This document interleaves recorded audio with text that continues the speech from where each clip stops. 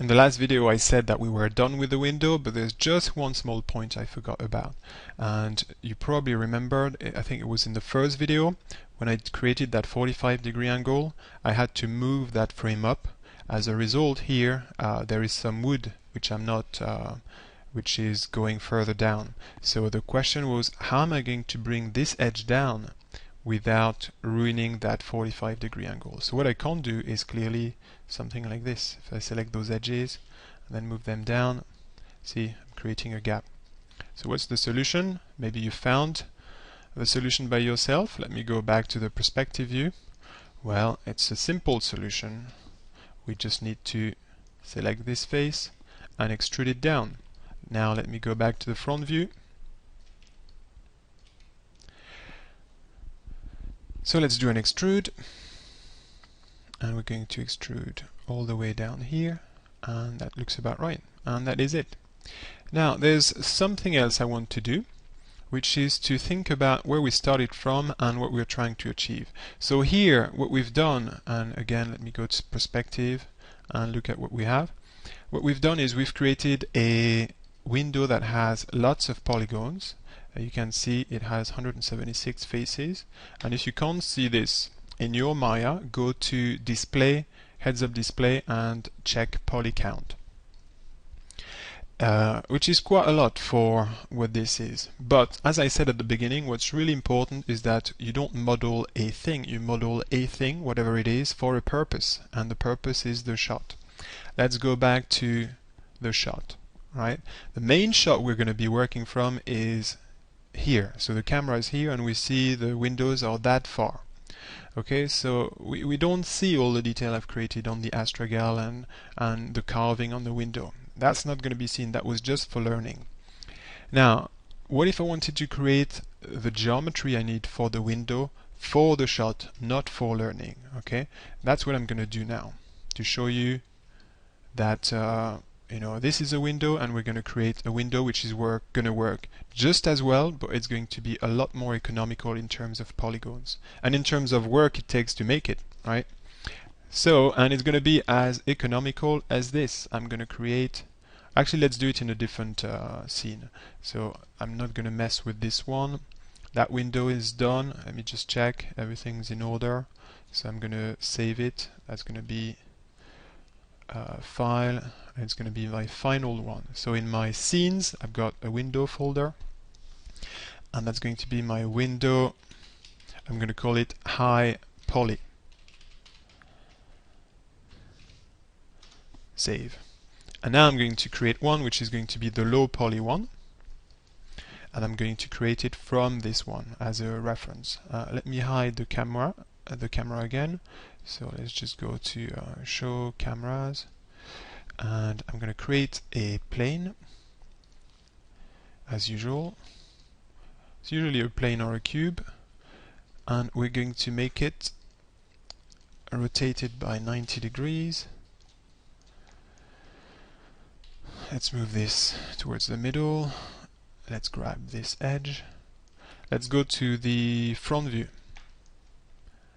I can line this up. Let's hit 4 so I can see things a bit better.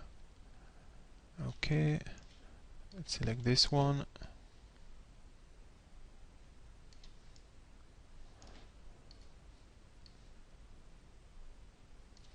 And this one. And that's all the geometry we need for our window. Just a plane. It's not, well, it's just a plane, but we're gonna add some geometry to it, still keep it a plane, and you'll see why. That's because our window, what we need to do is we need to have different materials for the bits which are going to be glass and the bits which would be the wood. Alright, in that case, we need to create geometry for these different materials. Alright, so let's select our plane, and I'm just going to subdivide it according to what I see underneath. So again, I'm going to use Insert Edge Loop tool, and I'm going to split it here, here,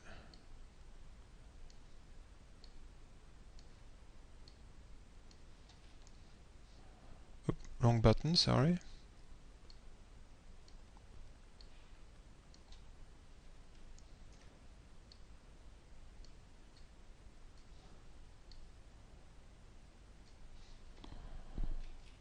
Let's go to the perspective, hit 5, object, select our object, and that is our window. Okay, if we want a little bit more depth to it without all that carving, what I could do is simply select all these faces and extrude them out. Well, I need to select these faces anyway because I need to give them more material, and I just realized I forgot a couple of edge loops here. So let me go back to the front view, hit 4 again, and insert an edge loop here and one here. Okay, back to the perspective. This is going to be, I'm going to delete that later on, and that's going to be my window. It's calling it window 1 because we've already got that group. And before I do something bad, I'm going to save that scene as my window. It's not going to be high poly, it's going to be low poly. Save scene. I can hide this for now.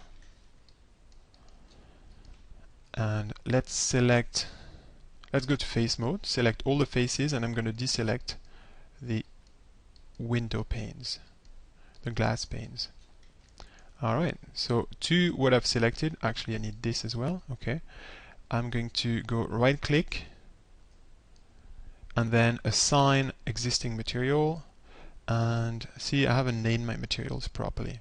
So let's create some material, assign new material, and it's going to be a Lambert for the wood, because this is what's going to be wood. So I'm going to call that the frame material, frame mat. Let's just give it a color that we can recognize. So it's going to be some kind of brown. Okay, and now let's create the, well, actually we've already got a material for the glass, which is called Blin1, not a good name. So let's go assign existing material and Blin1. Let's hit 5 and we can see our object shaded. So this is semi-transparent again, just like the previous material. And you see from that distance, if the window is that far, of course it's got some crappy materials on, but once it's fully textured, it's going to look pretty good. Right? There's no depth. If we want a bit more depth, I just realized there's a material that's not applied properly. That face needs to have the frame mat. That's better. If we want a bit more depth, what we can do is again select all of these and then deselect these faces, and I could do an extrude and give it a little bit more depth. Okay, and from a distance this might be just as good as the one we've done. Okay, how many faces do we have? 100. We had 100 and something for the previous one, and we can still, obviously I've just extruded so it's created a lot more. Let's undo this just so you can see the difference it makes. We have 45 faces, and if we want to optimize, we can optimize a lot more because this is completely flat. How can we optimize? Like this. I'm going to select my edges,